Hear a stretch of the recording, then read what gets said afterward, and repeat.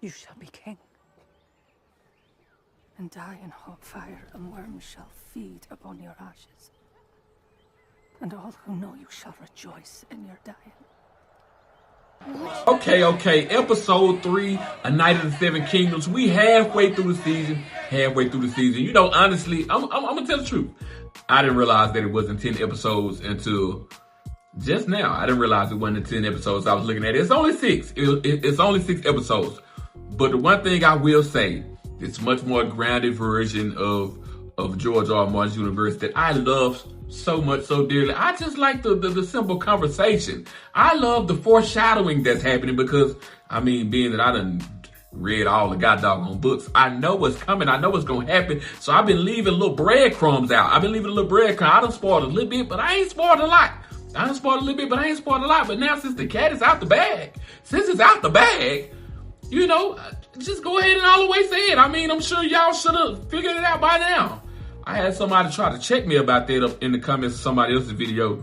And, you know, unbeknownst to me, I figured that everybody who was interested in this show or interested in this story knows the synopsis of what it's about. You know what I'm saying?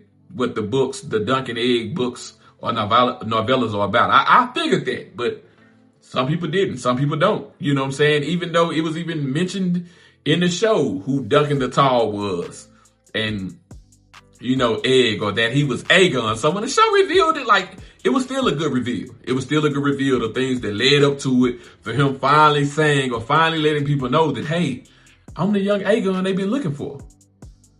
But I thought y'all should already have been figured that out. If you didn't, I apologize if I had jumped the gun on it and I spilled beans a little bit too fast. But now you know. Now you know that Egg is Aegon, that he's a Targaryen. Now you know, for sure. You know. I don't know how you didn't know, but apparently some people didn't. But anyway, the lead up to that, man, listen, this episode I enjoyed very much. We see little Egg practicing on becoming, you know, what he's supposed to be.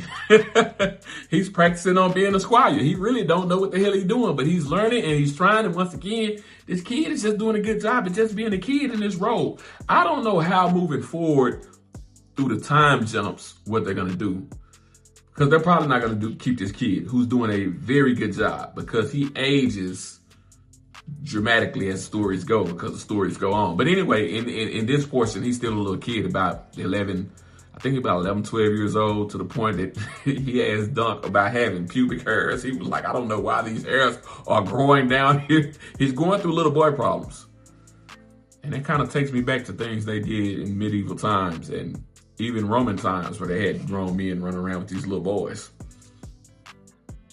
Kind of weird. But anyway, he has to learn how to do that in some type of way. I mean, he don't, since he's the son of a king, even though he's like 7th in line. You know, his name is Aegon the Unlikely because nobody ever expected him to be a king. Speaking of that, we get the Green Seer, or the witch that basically speaks not a curse upon him. She just predicts what's going to happen in the future. So I can spoil this because we ain't gonna get to this part in the show till years from now. If it ever goes that far, it'll be years. But anyway, Aegon in the future, when he's an old man, becomes so infatuated with trying to bring back dragons, he believes he is the one prophesied to bring back dragons to the Targaryen family. That he started doing a whole bunch of stuff with wildfire and witchcraft and a whole bunch of this and that. And he sets Summerhall on fire. It's called the Tragedy of Summerhall. Everybody burn up and die. Duncan and Tall too, but they all old men. They done lived a full, long life. They've been married, had kids. All of this by now.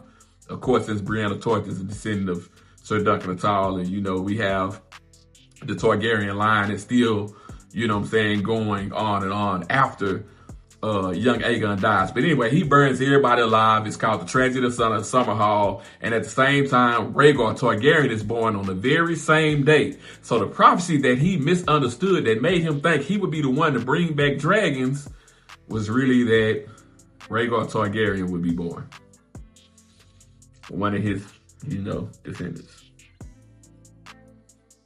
And it led to all that. But anyway, that's what the witch or the Green Seer was basically prophesying, that people would cheer the day he died. They would be cheering the birth of Rhaegar, not the fact that Aegon would be dying.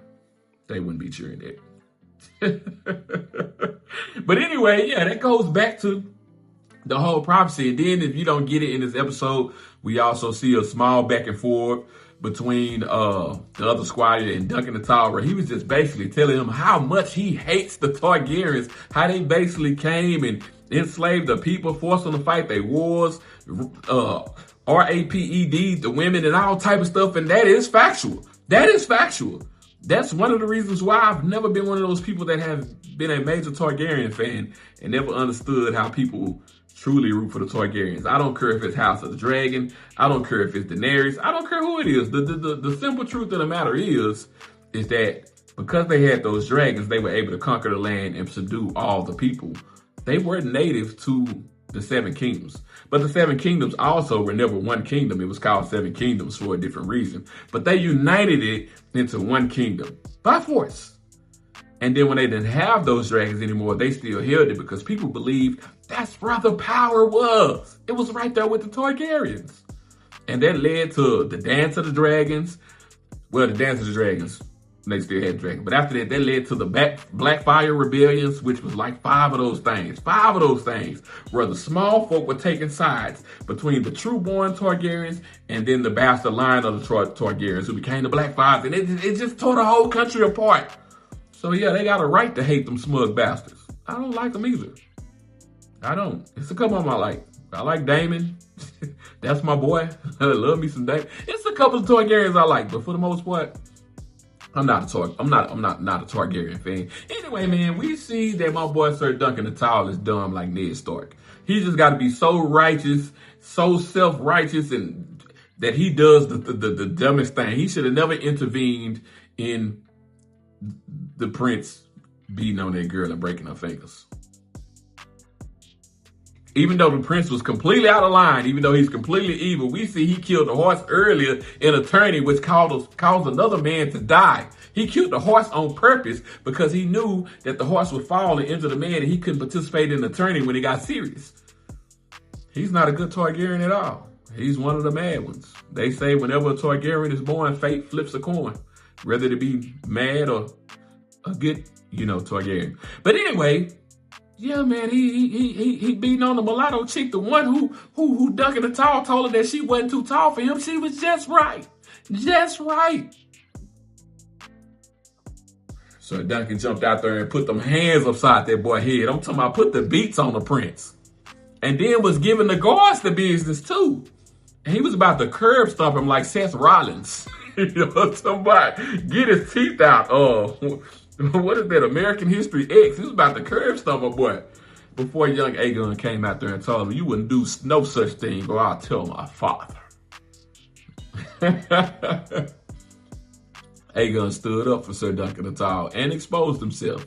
So now we all know that this is where the little boy is being. But this also brings me back to that very first episode where he very first met Aegon, and Aegon's brother, who has the brown hair, basically told him, like, hey, you're a bad omen. You know what I'm saying? Because of you, people are going to die. He basically told him that. See, the Targaryens have people in their family that have dragon dreams or whatever they call them. They see future things too. That's why the Targaryens ended up in Westeros in the first place. They saw the doom of Valyria, where their original homeland was, where they had people who did blood magic and were witches and demons and all type of stuff, and they rode dragons. But anyway, they had that. So in Westeros, you have them, then you have the Greenfields, who can also predict things that happen in the future. So anyway, that all connects. But I enjoyed this episode thoroughly. I can't wait to episode 4, where it leads up to what they gonna do with Dunk, because Dunk struck a prince. And for striking a prince, they usually kill you or take a hand or do something. But he didn't just strike, he kicked his ass. You know what I'm saying? And he gave the guards the business. In my head, I'm like, you know what? Where's dad at? Because let me talk to his dad and tell his daddy that he was doing this to a young maiden. That he got so up in arms about her. Am I victim shaming? Am I victim shaming? I might be doing that because she was a little out of line for acting that out, knowing the Targaryens was in town. Baby wasn't thinking straight. Women get us in a lot. Women are the cause for a lot of wars. They the cause for a lot of fights. You know the Targaryens, though. You shouldn't have been done. You shouldn't have been doing it. You shouldn't have been doing it. I mean, he didn't have to flip out the way he did, but I don't know. Can't wait till next week. Let me know what y'all think. Let me know how y'all like it. Somebody talk to your boy.